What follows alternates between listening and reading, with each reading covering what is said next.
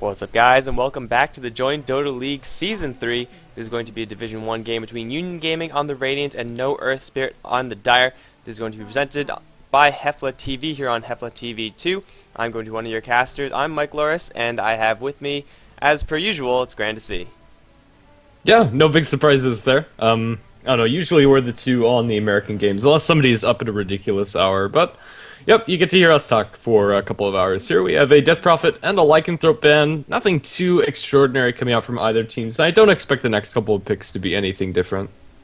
Yeah, I mean, the early portion of the draft is usually the same. Just these two teams, No Earthspirit are, I mean, obviously they're in Division 1, so they're a pretty capable team, but I would say Union Gaming in general tend to perform a little bit higher than No Earthspirit, so I don't know if you would agree with that, but I think Union Gaming are probably the slight favorites going into this best of two.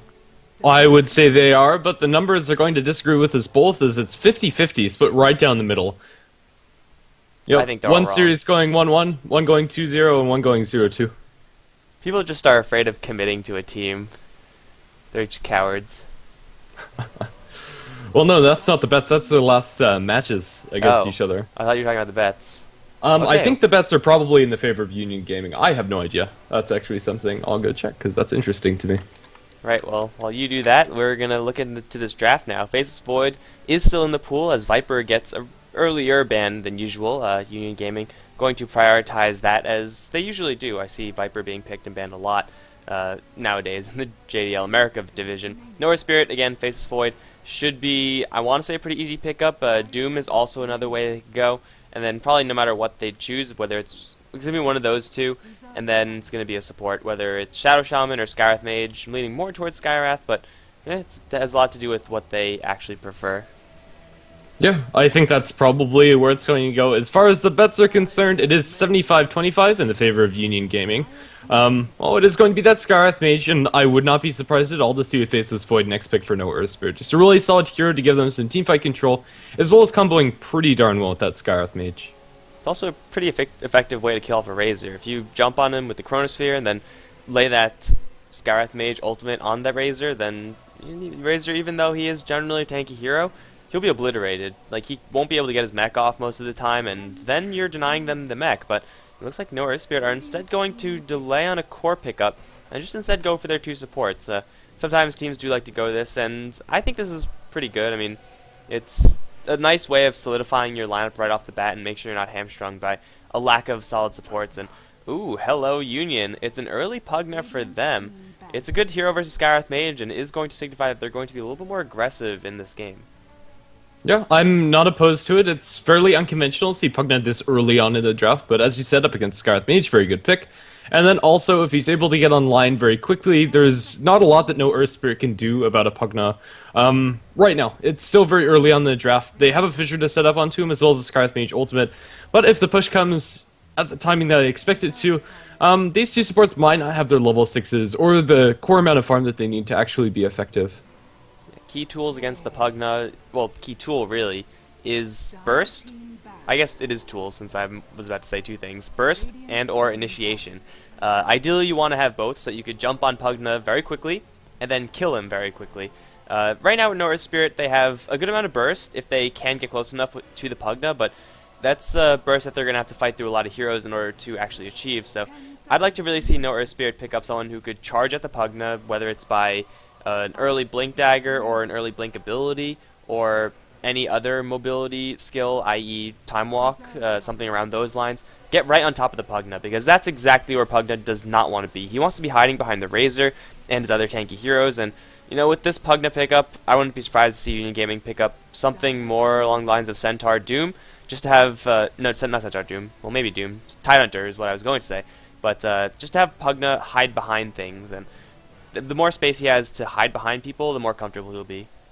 The bans coming out from Union Gaming are very peculiar, as they ban out the Bristleback as well as the Ember Spirit. They're leaving the Centaur as well as the Faceless Void in the pool, so No Earthspirit can pick up pretty much whatever they want. They'll pick up the Centaur, and I think that's a really solid hero. It is going to be able to give them that initiation to jump into the Pugna's face, and if you blink Hoof Stomp onto the Pugna and then drop a Skywrath Mage ultimate, or even just the Double Edge onto him, he's more or less dead. Yeah, Centaur Warrunner is a nice mix of that burst damage as well as that initiation, and the beauty of this hero is that he gives initiation, a little bit more of it, to your entire team. So Scarth and Earthshaker could jump in a little bit faster with that Stampede and really get on top of that Pugna before the Pugna really gets situated. Also, No Earthspirit have the fairly balanced combination of Double Edge with an Ancient Seal on top. That hurts, and when you're talking about a Pugna, he's almost looking at 100 to 0. It's really painful if he does get on the receiving end of that combination. Yeah. I'm interested to see what Union Gaming are going to pick up with these two heroes banned, Bristleback and Ember Spirit. The first hero that comes to mind is Meepo, but then you're picking it into an Earthshaker, and I don't think that's really a solid hero to pick up. I'm not sure if there's anything that's just outright countered by those two heroes, or if it's just something that they don't want No Earthspirit to get their hands on. They go for Vengeful Spirit, and yeah, their lineup just screams aggression. Yeah, Vengeful Spirit is also a nice hero to keep that Pugna safe. It is one of the few get-out-of-jail-free cards in Dota. If Vengeful Spirit swaps the Pugna back, then odds are he's going to survive, unless No Earthspirit are very, very aggressive and really want that Pugna dead. So they are going to be playing this fairly aggressively. Whether or not they're going to be picking up more push heroes kind of is to be determined. We saw No Earthspirit pick up, ban out an H Prophet as well as a Shadow Shaman, so just kicking out the usual suspect as far as pushing is concerned. Though Union Gaming, they still could go for more pushing in the form of something like a Jakiro, and I won't really mind that right now. They have a nice play stun so that they could Magic Missile into Ice Path and then start with the Liquid Fire very early on. No Earthspirit, they're probably not going to pick up a Jakiro, so they can't really do anything about that right now. I think it'll be a solid pickup for Union. Yeah, sounds pretty good for them. Also, Tidehunter is still available in the pool, and I think that would fit decently well into their lineup. Just giving them another way to initiate or counter-initiate the fights would be very useful, because right now they're just kind of sitting on the Vengeful Spirit, but it's a Shadow Fiend for No Earthspirit here. Not a pick that I was expecting.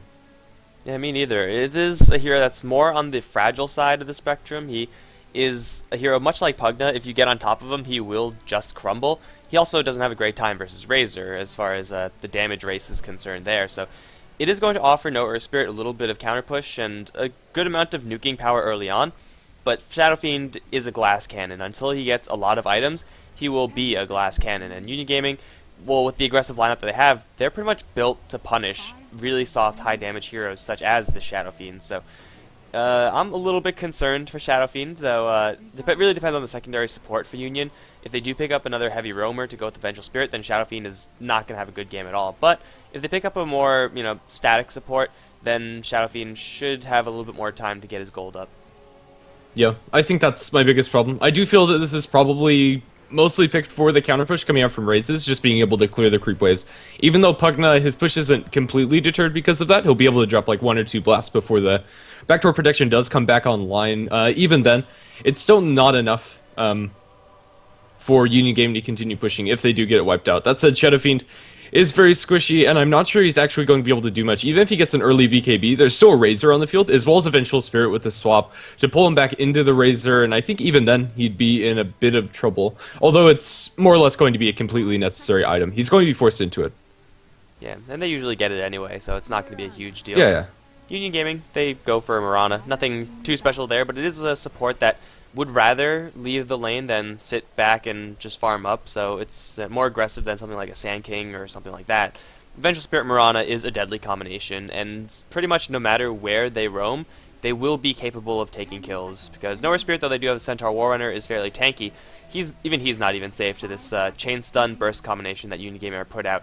That being said, No Earthspirit have a nice little support roam combination themselves, so No Earthspirits, they could be a little bit aggressive early on with these supports, and by doing that, it'll delay the push and delay the aggression from Union, because every single time they die, they're going to want to farm just a little bit more and, sort of recover from that death. So that's another way No Earthspirit could go, but for the most part, they're going to be on the defensive. Yeah, I think a lot of the eyes are going to be on the supports. The Vengeful Spirit Mirana probably the most active of the combos, but then again, Scarlet Mage and Earthshaker definitely can make things happen if they feel that they need to. I think they're more or less just going to be sitting in lane, spamming out the offlaner with the Arcane Bolts, and then offering defensive fissures if necessary. I'm not sure where No Earthspirit are going to go with this last pick. There is a little bit of aggressive potential available to them, but I'm not sure if they're going to consider that. Yeah, Shadow Fiend is a kind of a janky hero in any lineup, really, because he does do a lot of damage, but at the same time, it's like a mid lane hero, so it's like a mid and a farmer. Kind of that weird middle space there. So, No Earthspirit, they could go for a hero that is a little bit lower on the damage to go with the Earthshaker Scarlet Mage, who I'm expecting are going to be partnered up with the 5th pick from No Earthspirit, who they have yet to pick up. They could always go for something really vanilla and go something around the lines of Luna or something like that. But I think just getting a hero that is a little bit more focused on the tanky aspect, like Doom just got banned out, that would have been a pretty nice hero for No Earthspirit since they will not be suffering from a lack of damage. But heroes along that same line, not really too sure. Let's see. I wouldn't be opposed to a Wraith can carry this game, although there is a Razor who's really good, as well as Vengeful Spirit to kite him around. It would allow them to go aggressive and pull the attention away from the Shadow Fiend. If you got an early Blink Dagger on the Wraith King, he'd still function pretty well and allow you to initiate the fights. It would be a little bit different than what we are used to be seeing from our Wraith Kings, but I don't know, could be an option. Let's see. Maybe like a Morphling or something like that? Or Undying? go super Ooh. aggro.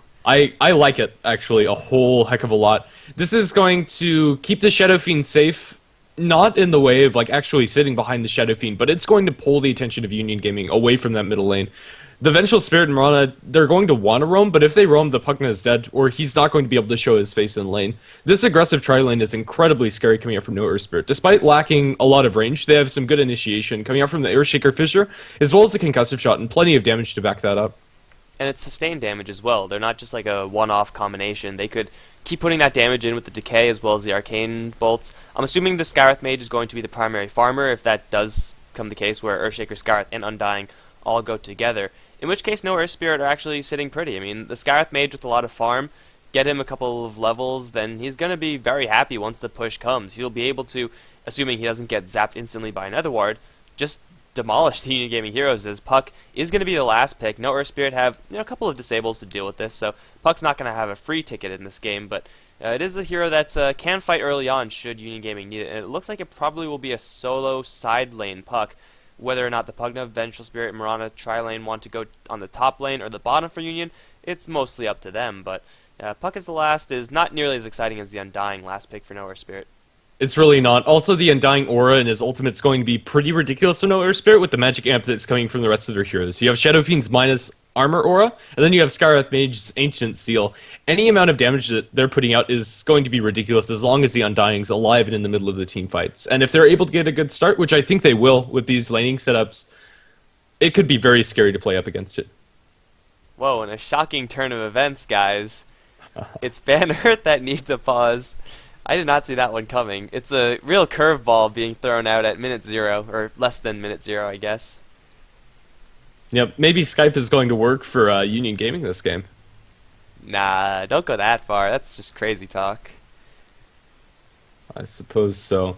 Well, that will give us some time to introduce our players. We are going to be sitting here awkwardly, but at least they communicated and told us a fairly exact guesstimate of when they're going to be back. So on the Radiant side, we are going to have Union Gaming with Angel, presumably taking up the offlane Puck. Benyaz on the Pugna, Ciderlin on the Razor, Jericho on the Vengeful Spirit, and Zindralizamp on the Mirana.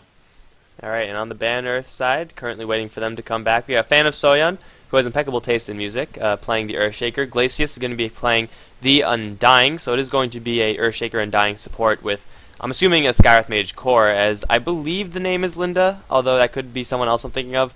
On the Scarith Mage, CSO is on the Centaur, and the last person who's out is going to be Alex on the Shadow Fiend. He's currently missing in action, so yeah, I mean, this Undying pickup is going to let Ban Earth fight a lot earlier, and that goes back to what I said. Every single time you fight early on and take an upper hand in a fight against a team that wants to be pushing you and playing aggressive, it's just working out so much, because that means that the Ban Earth side, their Shadow Fiend is going to have less pressure on himself, the Centaur is going to have more time to get his blink, and if Union Gaming want to fight and Centaur has a blink, then Ban Earth are going to be more than happy to take that fight. If they do have the Undying as a support in this lane, that kind of makes me sad. I would have liked to see the Undying get the extra farm, because although getting the farm on Scarith Mage will be nice, it's probably not going to amount to much different than what the Undying is going to be building, and I'd rather have him survive throughout the fights than the Scarith Mage. I don't know. I think whoever gets the farm, they're going to be buying an early bit of Arcane Boots, because once they have 1 or 2 pair, they're pretty much set to go for the first 10-15 minutes of the game. And then after that, it's just straight up tank for the Undying, I feel. Let's see. He might consider something like a Vlad's for some extra armor, probably going to be the early mechanism carrier for his team. Yeah, I think that would be pretty solid. Just go Arcane's mech on your Undying, and then see how it goes from there. Yeah, I think we're pretty certain that Earthshaker is going to be played as a support. I think normally Glacius is the support player for Ban-Earth, but Undying is also one of those heroes that you can't really just randomly give to someone and say, hey, you're going to play Undying this game. You have to make sure that you have someone who's capable of playing the hero, knows the hero's limits, and knows exactly how much they could get away with. So there might be a little bit of juggling here, but as it stands, it looks like Scarth Mage is going to be getting the farm.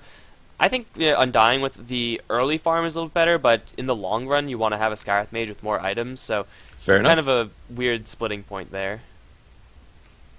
It is. Let's see. In other news for Union Gaming, I don't think they're going to be pulling anything too crazy out of their lanes. They might look to dodge the tri-lane coming out from No Earthspirit, but it would be a pretty easy rotation from their supports to just go up top, and you could probably leave the Undying solo versus the Puck, or the Scarth Mage, rather.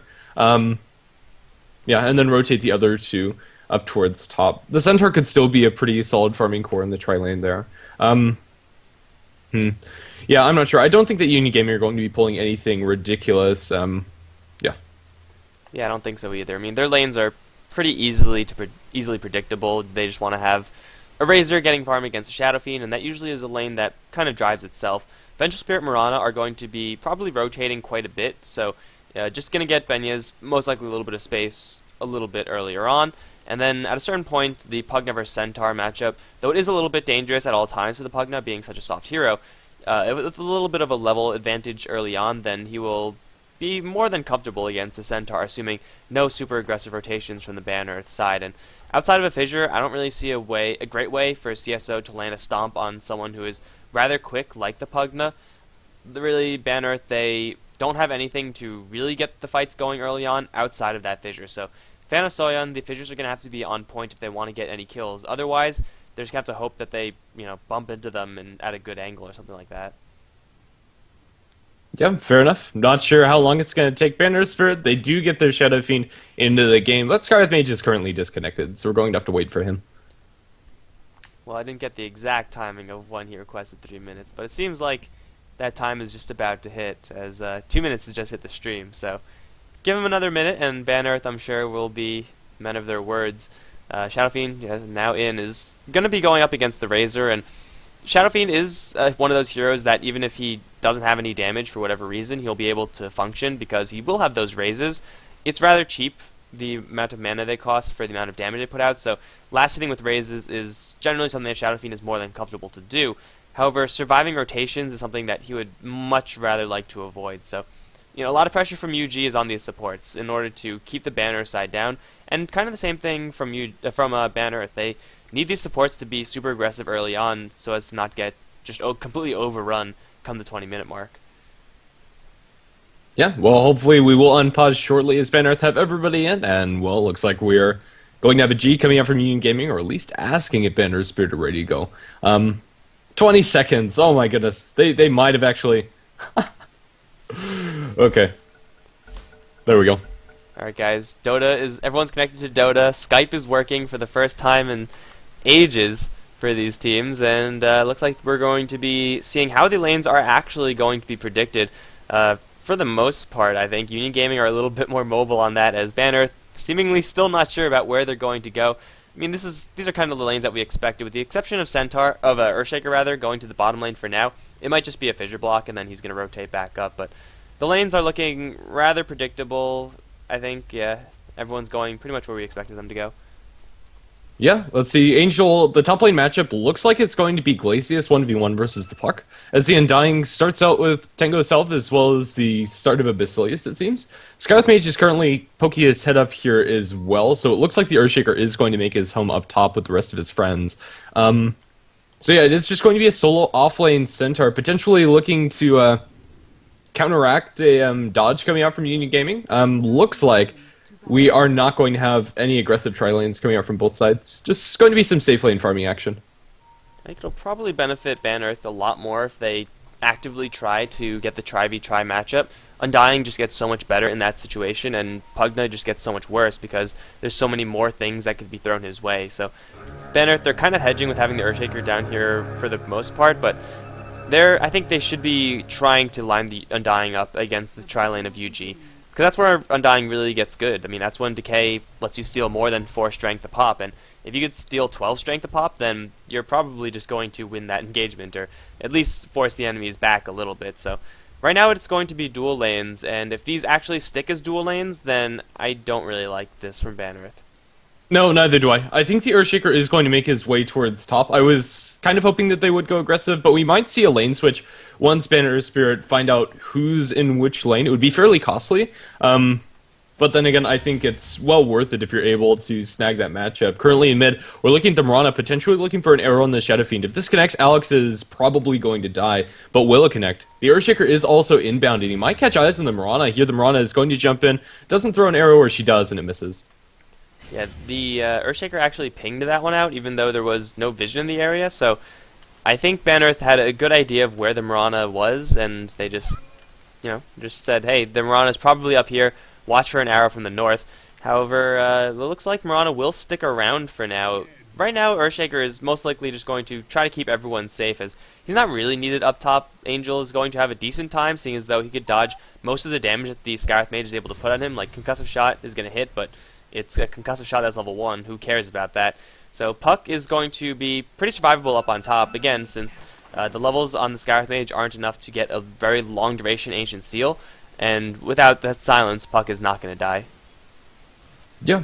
Oh no, let's see. Puck currently with only 1 Decay on is sitting at 359 HP, so if they get another Decay, and they have the Earthshaker there as well, now they have the Silence available, so Angel's going to take a lot of harass because of this. He will phase shift a little bit, dropped to thereabouts half health, a little bit more than that. The Earthshaker is throwing a couple of fissures, and now he's going to reserve himself to stacking some camps. He is probably going to do this for the Shadow Fiend, but right now, the Shadow Fiend's having an okay time. 6-0 at this point in the game compared to a 7-1 Razor is very respectable. He's going to get a lot of damage drained out now. Shadow Fiend literally hitting for no damage, and really that's the crippling part about this lane for Shadow Fiend, is that once the static link actually does connect, there's not really much that he could do. So outside of some support from Fan of Soyeon, it's just most likely going to be Shadow Fiend having to run away once the static link actually starts draining, and it lasts for quite a long time. And he will be forced to raise and last hit, and he's doing that. And really he's gotten over the hump of Shadow Fiend in the first couple of souls, first 10 souls, let's say, so his damage is adequate for last hitting now, assuming the Razor doesn't steal all of it. We do see a little bit of rotation from Jericho as well as the Mirana, but it looks like they're not actually going to stick anywhere. They are spotted. Jericho was seen by this Dire Observe ward, and it looks like Bannerith, they're actually going to converge on this Vengeful Spirit. She does not want to be here anymore. CSO is going to get stunned halfway through his stomp. The arrow is going to be dodged, but Fan of Soyeon has a fissure, will throw it, but CSO is already out, so there's mana being spent either way, not really going to result in too much, as we'll continue on without any kills so far. Yeah, this ward coming out from the Dire has really paid off for them, as it spotted out the Mirana's rotations throughout the entirety of this game, as well as that rotation from the Vengeful Spirit. It's not an uncommon ward by any means, but the Radiant committed 2 sentries up towards top to D-ward vision, and it just didn't do anything, as the 2 wards were well out of way. Fan of Soyeon's going to find himself a haster. He's going to put a lot of damage onto this Mirana, actually, at the same time Razor going pretty hard against the Shadow Fiend. Just a haste rune on the Earthshaker, who does hit decently hard. Is a lot of free harassment going towards the Mirana, and she's actually completely out of restoratives after this Tango. So taking the Mirana out of the equation for however long it's going to take for her to go back to the base, heal up, and then return is a nice little win for the Earthshaker, who really didn't spend that much time, and he's now going to start stacking up some camps. This hard camp is already 2 stacked. 1, 2, 3 stacked actually, and it will continue to get stacked up, and really that's a huge contingency plan for Shadow Fiend. Even though he's doing very well in this lane, he's going to get so much acceleration because you just zap it with a couple raises and suddenly you're richer than God. So stacks for Shadow Fiend is going to always be very useful, as Fan of Soyeon does take an arrow. However, the fissure walled off Siderlin from actually closing in. Once again, it's going to be spells being thrown, but nothing really coming from it. Yeah, both the Earthshaker and the Mirana really starved for levels this game, as they've been spending most of their time just sitting mid. The Earthshaker's making better use of his time because of the stacks, but still, we do have an arrow potentially going up top as the silence goes away with Angel. Angel's not going to die, the arrow's going to miss, and still mana spent both sides, nothing going to happen. Puck is probably going to be playing pretty defensively for now, not sure if he's sending anything out to himself on the career. We might see a bottle soon, as down in bottom is...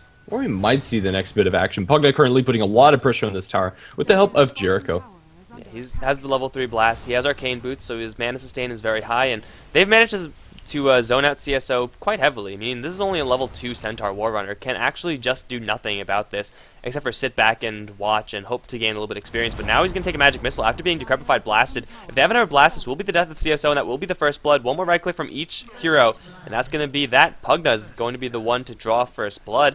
And off of that, they're just going to keep on pushing. Arcane Boots is going to be needed for a continuous push, but hey, a kill's a kill, especially on the Centaur. Delaying his Blink Dagger as much as you can is always very nice, and well, they might even get a secondary tower out of this. They probably won't, but still a lot of damage towards this tower after taking that tier 1. Yeah, Pugna is not the hero that Van Earthspirit wanted to have a good start. This Pugna is on way for a very fast mech, is potentially some action up top. I don't know, Mirana potentially looking for an arrow. We should be able to find it. Glacius is also inbound. Both of them very close up to each other, and we're not going to have anything break out just yet. Arcane Boots picked up by Glacius. It's, I don't know, kind of Undying starting to fall off already. Like, he hasn't been able to really get that early start that you want to see from an Undying, as his early laning stage just hasn't worked out for him. Yeah, I mean, he's CSing well, but yeah, Undying is a hero that is, for the most part, you know, you do very well with him and get kills and start fights within the first 10 minutes. Otherwise, it's very heavily reliant on positioning of your tombstone and hoping that the enemies don't kill that off, and that's not exactly the most reliable way to fight. So the longer this draws on, the worse the Undying is going to get, and the better, really, all the UG heroes are going to get. I would say Pugna has quite a bit more effective range, or effective time, compared to the Undying, so Van Earth, though the hero pick on paper was good, I mean, I think we both recognize that, it's just not being played in such a way that actually lends Undying to show off his true strength. yeah, it's really not. Mirana's still finding herself in the cubby. She's going to shoot an arrow. I don't think that's going to connect on anybody. Just going to whiz past the Skywrath Mage, and it'll be just fine. Glacius salving up currently as the Razor comes in from the south. Mirana leaps forward. They're going to be able to bring down Glacius very easily. Now move on to the Skywrath Mage with the Illusory Orb Silence from the Puck. Will be a fairly easy double kill for Startle, and nice rotation with that Haste Rune. Yeah, very easy one as well. The under cover of darkness, the Van Earth Shadow Fiend wasn't able to really keep tabs of the Razor, so he ducked out of the lane very quickly, and he didn't show up for a couple seconds, and with the Haste Rune, a couple seconds is all you need to rotate all the way up to the top lane from mid, and well, now it looks like they want to go for a little bit more. They have one bottle charge between these three heroes. Actually, no, two bottle charges, as Puck has one as well. Looking for stacks to seal, but I think they're going to instead pick a fight in the mid lane. Fan of Soyeon is there with a level 2 Fissure, as Arrow does fly and miss. Unfortunately for this Mirana, she hasn't had the greatest arrow setups in the game, so mostly just free-handing it is going to miss out on a little bit of opportunity, and really Shadow Fiend is a pretty threatening hero that UG are going to place a lot of priority on killing. Yeah, right now the Shadow Fiend still having a pretty nice game, 46 CS and 8 denies here at about 8 minutes in. For him, he hasn't been involved in a single kill, and right now for the Shadow Fiend, that's completely fine. It's much better that he keeps the action away from his lane to not risk dying. Yeah, Undying, it looks like he's going to be going for a Mechanism next, although with the Ring of Regen as well as the Basilius, it could be a Vladimir's, technically. I think this is just going to be the mech carrier for their team. It's down at bottom. Push takes the tier 2 tower without much contention from the Centaur and Skywrath Mage that were inbound. There's just nothing that they can really do. Yeah, Centaur is still only level 4, so even if he does catch a 2-man hoof stomp, 2-man double edge, it's just going to be more damage that he's going to be taking than he's actually going to be dealing, as the Pugna does in fact finish up that mech, and Razor's going to be going for drums after the Ring of Aquila, so, you know, going to be a little bit more of a fighting Razor as opposed to a tanking Razor. Either way, lots of mobility, it really can't go wrong with either build, and as long as you have a mech, you should be a-okay. Benyas, with those arcane boots now cooling down, is looking to rotate, looks like to the top lane, to make a couple more tower pushes happen. And Van Earth, though they have been farming pretty well to Shadow Fiend, their Centaur is getting next to nothing. Their Undying is in an okay position, but he's actually just not getting the gold that Pugna's getting because of the tower differential, and he's not even close to his mech, whereas Benyas has the mech as well as a level 4 blast. This is Pugna's time to shine. This is Pugna at its best.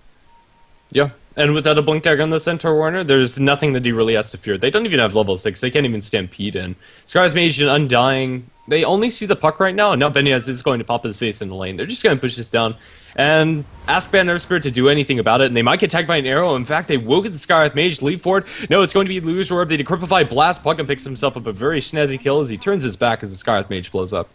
That was very, very sneaky by the Mirana. I think she leapt into that position to just get to an angle where the banner side would not expect it, and it certainly paid off. So what more could you ask for? Now Arrow going to be flying Glacius. It will not be Decrepified Amplified, but they're going to go for it anyway. A lot of damage to this Undying, but he's a very tanky hero. He can turn this one around as well, as the Shadow Fiend does rotate in. Where is the Earthshaker, though? That's what they need. They need the stuns. They're going to catch Angel on the back end, who's going to run straight into the Centaur. Oh, it's like out of the frying pan into the Centaur, and, well, the silence is going to fly, but Angel still on the run. There's no crowd control to catch up to this puck. Arrow's going to fly, and looks like it will barely miss onto everyone, but Angel still is going.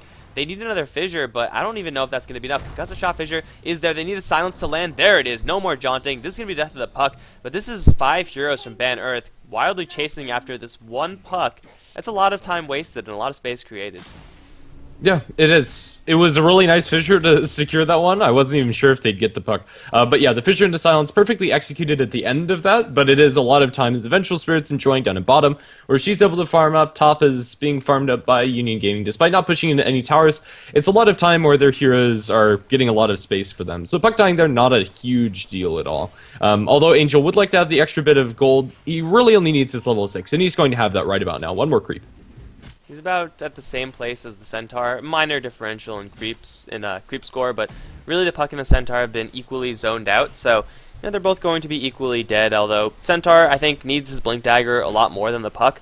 It's really hard to land a Hoof Stomp after just running at them, especially when lots of people on the UG side are inherently fast or have mobility in the puck and Mirana. They could leap out or jaunt out or phase shift, and really Razor and Pugna are both extremely fast heroes just on their base values, so Centaur is going to have a tough time actually landing those hoof stomps without blink, and if you're not landing hoof stomps, then what the hell are you doing as Centaur? You're just being a big horse that is a little bit distracting, but not really that threatening. They took down the tier 1 mid-tower UG, and now they're going to take the tour of the rest of the towers, as they're going to make a quick pit stop and clear off a 3-stack. 2 golems, unfortunately, is going to slow them down, but hell, it's gold that the Shadow Fiend is never going to get. Yeah, speaking of the Shadow Fiend, his item build this game, he goes Aquila into drums.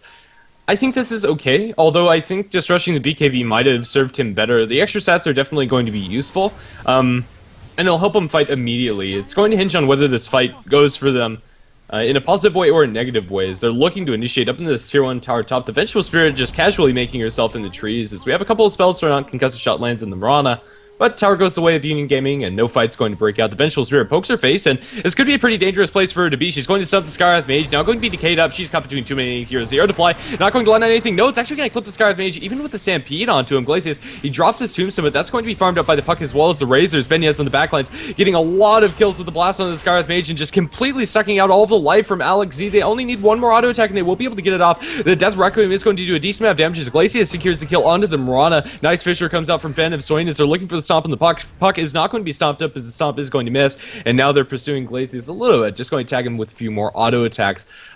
Still, one fight for Union Gaming, I would say, as they get the kill on the Shadow Fiend as well as the tier 1 tower. Getting the kill on the Shadow Fiend is really the only thing that they needed to make it a one fight. They got the tower and another kill as well, so that's just the cherry on the cake, but Shadow Fiend is the #1 threat and will always be the #1 threat for Union Gaming in this particular game, and they killed him off, and that's really as good as you could ask for. The Undying in that fight was rather sustained. I mean, he was in there for a long time, was pretty comfortable as far as his HP was concerned, but the problem was he dropped the Tombstone, and the positioning on the Undying at this stage of the game, he's so reliant on there being a nice clustered fight so that Tombstone can get some serious value, and it was a fairly clustered fight, but it just wasn't good enough. The Razor quickly killed off the Tombstone because he was only the really ones to have zombies spawn around him, and you want your Tombstone to be around a whole bunch of people. Just one person, it's just not good enough. At least it's not enough to warrant giving this core amounts of farm to this hero just for a semi-good Tombstone. We do see Ciderland chilling around the mid lane looking for initiation, although if he goes up a little bit too far, there is a sentry ward, so he's got to be careful. Yeah. Let's see. I think he's going to get spotted out, but it doesn't matter as everybody's backed off. He won't get caught out. The Invis rune is going to wear off. I think they know he's here. They're pinging something out, although they don't have a sentry on the ground over here. The Razor might bump into Alex here. They drop a ward on the ground. Now they get vision of this Shadow Fiend, but that's about it. They'll steal one of his large camps. A lot of time used by the Razor for very little, but the tier 2 tower in mid is going to be the next target for Union Gaming. It's going to be a pretty easy push as the Pugna level 4 blast as well as the Necrobook is a Linka's way of the Centaur. A lot of damage being stolen. Now the magic missile falling through the central ultimate going to Glacius in the middle of this fight. Fissure clips onto Jericho, but there's nothing actually going on as, yeah, just a lot of zoning tools coming out from both teams in the Nether Ward as well as the Tombstone. Crucially though, Tombstone is down, and UG, they could keep fighting as long as they don't go into that Tombstone area. This is where Undying really falls off, in that he dropped his skill that has, you know, a minute cooldown, which is pretty sizable for a non-ultimate skill, and suddenly Ban Earth, they lost one of their best tools. They also lost the Flesh Golem, so there's no damage amplification there, and if UG just keep backing off as soon as that Tombstone actually is dropped, then they're fine. It's suddenly on Undying, who has 2 points in Silver and 1 point in Decay. Like, it might as well just be a level 3 hero. It doesn't actually do anything. UG, they're just going to continuously siege this, and Benjez, well, he's going to get initiated upon as they do drop the coil onto Glacia, so he's not going to be moving anywhere anytime soon. CSO also getting stunned up, though he is still alive to the Soul Rip. He's going to double edge Jericho. That's going to be a kill, though will drop him very low. They're going to get the kill on the Undying. Actually, the Pugna Ward is what killed him. Mirana's going to jump forward for last right click on that Centaur. She's going to take a lot of damage, but she will survive as they now decrepify the Shadow Fiend, who's going to try to Requiem, although he will just end up exploding himself. UG, they lose their Vengeful Spirit, and they get the Shadow Fiend. Another one fight for them, but they also take a tier 2 tower and 2 other heroes on top of that. So UG, they're looking just so fantastic this game. There's one more tier 2 tower left, and I don't think it's long for life. Neither do I. Union Gaming just have a really solid snowball starting up. They don't have the best initiation, but that's about to change as Puck is about to pick up his Blink Dagger, and once they have that, that's a huge leap of power for them. And then I don't really see Ban Earth taking a fight off of them very effectively, unless they're very spread out, going in like 1s and 2s and just get picked apart. I don't see that happening. I think Union Gaming are just going to take this slow and steady, take the tier 2 tower next. I'll maybe consider going for Roshan afterwards, but it's pretty straightforward to go high ground, especially with the pipe on the Mirana. There's just nothing that Ban Earthspirit can do. The counter push coming out from those raises is going to be completely negated. Man, that's an incredibly early pipe, like, for any hero, let alone a support Mirana, so yeah, this is going to be very difficult for Ban Earth. They need to fight around this Tombstone, and really there's no great way for them to keep the fight around that area except for Earthshaker Chain Stun. That's not exactly reliable. Getting a pick off on the Razor, that's a fantastic way to start, though he does have a double damage rune. He can put some serious damage as the Mystic Flare does whiff. Double Raise is going to kill off the Razor, so easy kill for Ban Earth, a much needed pick off. But the rest of UG, they're still in the area, and they're going to go invis. They're moonlit up, and they're looking for a fight. If they could burst down the Shadow Fiend, then they could very easily take this. They still have the mech, they still have Necrobook, and Benja is going to walk right in, going to try to go for the Shadow Fiend. He is going to get clipped with an arrow. No, he will dodge it, but he's still dropping very low. CSO and Glacius going to get caught with the Dream Coil. They're both not dead yet, but there goes the Centaur. Stars are going to fall, and now Thanasoyon, he's going to blink in Echo Slam, but Benja is still going to be alive because of that mech. Will decrepify himself, will save him for a little bit, but not nearly long enough. And now No Earth, it looks like they have managed to take a decent enough fight.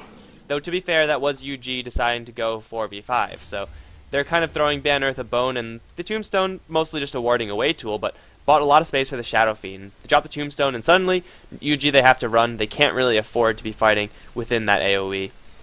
Yeah, one of the big things coming out in that team fight was the Earthshaker Blink Dagger that I didn't get, or didn't see get picked up. Although it came out at a pretty solid time for Earthshaker, mostly because he completely avoided the boots, and now is going to continue to do so. Right now, this is all the Earthshaker needs. The Blink Dagger is good enough. His positioning has been pretty solid all around. That extra movement speed, as well as the Arcane Boots, would be useful, but not as useful as the Blink Dagger for sure. Still 100 seconds, still the next Echo Slam, and probably before they're able to take a solid fight alone. Central Warner is going to completely forego his Blink Daggers. He's going to be working towards a pipe. Going to be very useful up against UG, but it's just a little too late. As UG, it looks like they're just going to regroup and push up top, and if they get pick off on Phantom Soin, which it looks like they will, no. Blink Dagger not cancelled by the Puck, probably need to go for the Silencer, but the Vengeful Spirit going to get a very long range stop. The Magic Missile, I think he's too far away. Now with the TP's in, they're going to land an arrow into Phantom Soin. Phantom Soin looks like he's going to fall the Tombstone on the ground. They're going to go into this Mirana. Mirana looks like she's going to fall. She pops a pipe, but that's only going to delay the inevitable. The TP attempt coming in from Jericho. Any way to cancel it? No, there's not, and Jericho will be able to make it out alive. 2G Tower is still under siege, although it isn't as scary as it was before. Yeah, still a little bit of blast damage going to the tower, but with the Tombstone in range, UG really are not willing to initiate on that. Really, this the fact that Ban Earth actually held there is kind of surprising. They did dive very, very deep for that Earthshaker, and they did get him, kind of forcing everyone else from UG to be out of position, the Vengeful Spirit initiation there. But regardless, UG, they have such a huge advantage right now that even if they do trade like that, and that was just a fairly even trade, they don't really want to be trading like that, but it's completely fine if they do, just because they have such a huge lead in 12k in gold, 5k-ish in experience, and really the pushing train is not going to stop. Pugna's almost at his level 3 book. The Razor should have his Aghanims flying out to him. He has it completed on the Courier. At any moment you will have that. And really, Ban Earth, they're a lot more reliant on their longer cooldown spells than UG. The longest spell that UG have is the Moonlight Shadow, longest cooldown rather, and that's not really necessary for them to fight. But if they catch Ban Earth without the Tombstone or without the Echo Slam, that's a very easy fight for UG, and they can just keep applying that pressure constantly, and eventually you'll find an opening where those spells aren't going to be up. Yeah. Well, for the next fight, they are going to have all of their cooldowns available. Although the Shadow Fiend's not there, he wants to farm up his BKB before there's a large clash. It's just going to be mostly the Earthshaker and company zoning them out ever so often, as Benja is going to eat himself a little bit of a soul rip, but does very little damage. Alright, so in this situation, well, Mirana's going to be forced to use the pipe. That's actually a pretty nice win for Ban Earth. That's a fairly long cooldown as well as a large chunk of mana that they won't have to worry about for just another minute, and they're going to smoke up. Fan of Soin with the Blink Dagger wants in, but the positioning from UG's heroes is just so impeccable right now. There's no way to get more than a 2-man Echo Slam as the Undying just jumps in. He's going to almost suicide as the Earthshaker jumps in as well. The ultimate from the Earthshaker, though, did pretty much nothing as Alex is going to charge up the ultimate, do a lot of damage with the raises to a lot of heroes, but he's actually going to kill off 2. He was going to run backwards, though, into Angel and Jericho, and he's going to be picked off. Now CSO is going to try to run to the trees. That's not going to happen either. Angel looking for Phanasoyum. They're just barely not going to catch vision of this Earthshaker. Actually, now they are, so they know exactly where the Earthshaker is, but I don't think they can actually kill him.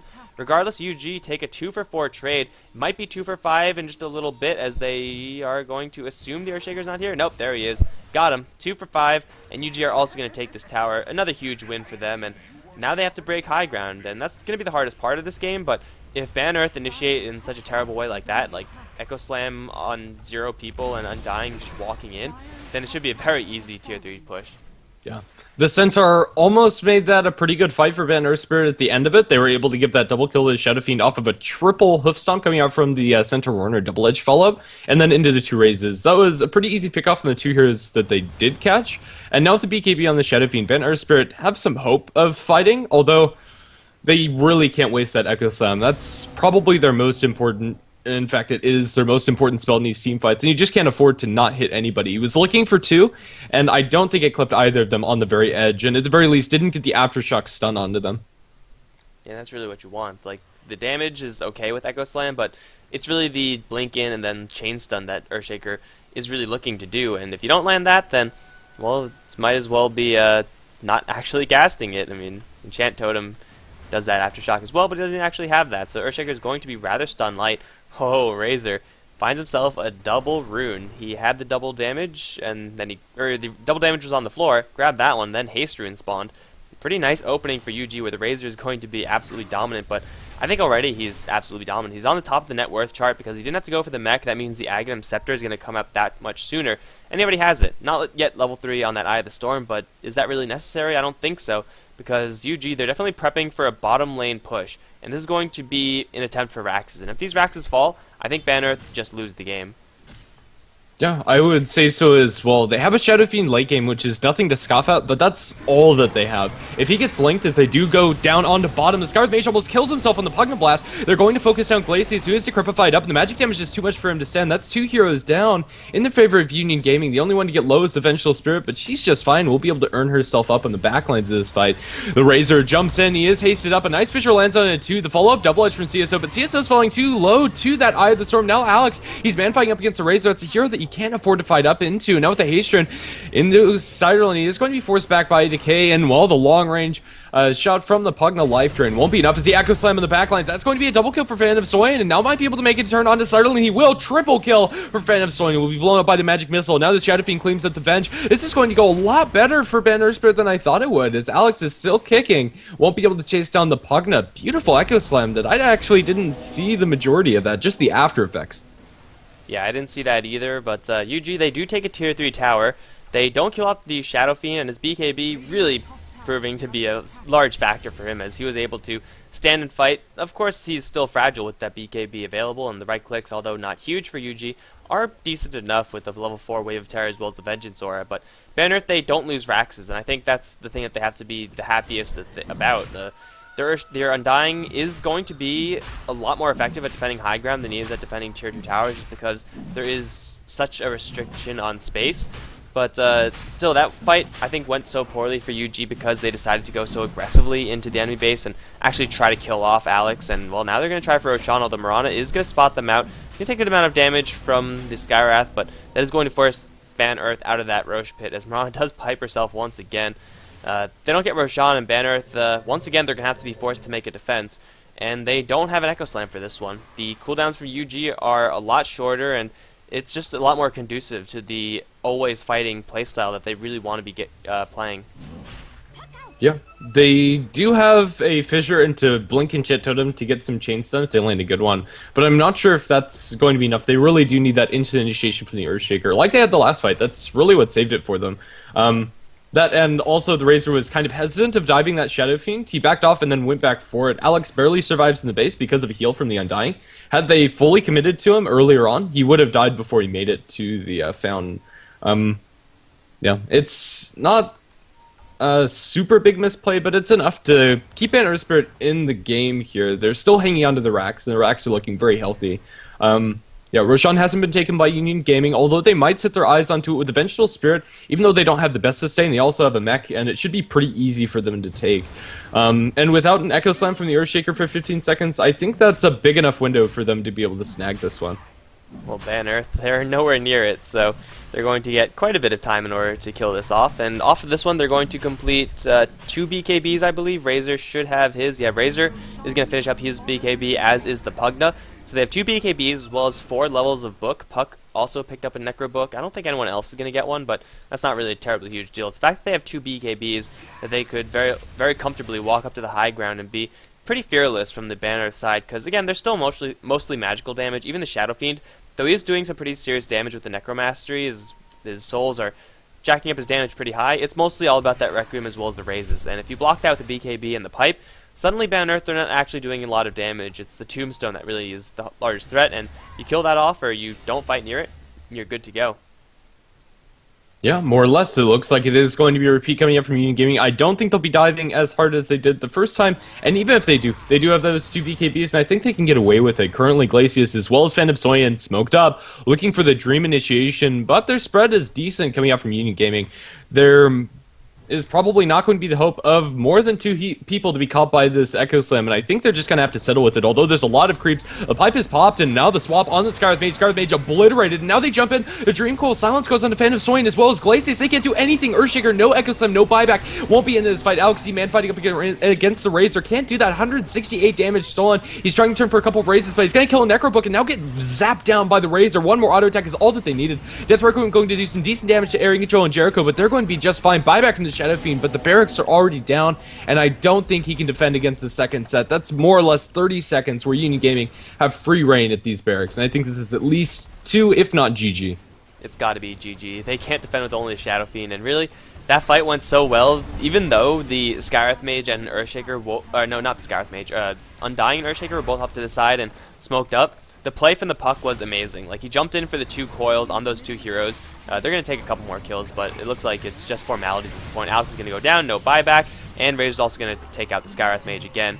UG have pretty much just won this game already, taking down 2 Raxes, but the Puck getting the 2-man silence as well as the 2-man coil on that Earthshaker, namely, was huge. There was no Echo Slam. I don't think there was a single Earthshaker skill being thrown in that fight. And if you don't have that from Ban Earth, then you don't have any stuns, because your Centaur still doesn't have a Blink Dagger, and off those 2 axes, it is going to be enough to force Ban Earth to tap out. Yeah, I don't think that's it for No Earthspirit. I think their biggest problem in this game was how they ended up getting the lanes working out. It was a safe lane farming Undying that died once in lane and did nothing, very little. I don't know, despite him farming well, it's not a hero that you can be happy with just farming well. You need to play aggressive, you need to get those kills, because that's what he excels at. If you wanted just another farming hero, maybe something along the lines of, I don't know, just another right-clicker like the Shadow Fiend, or somebody who's going to benefit, I don't know, more from getting an early Blink Dagger or something like that. Either way, we are going to go into Game 2 very shortly, so lobby should be up soon. Yep, guys, stay tuned. Game number 2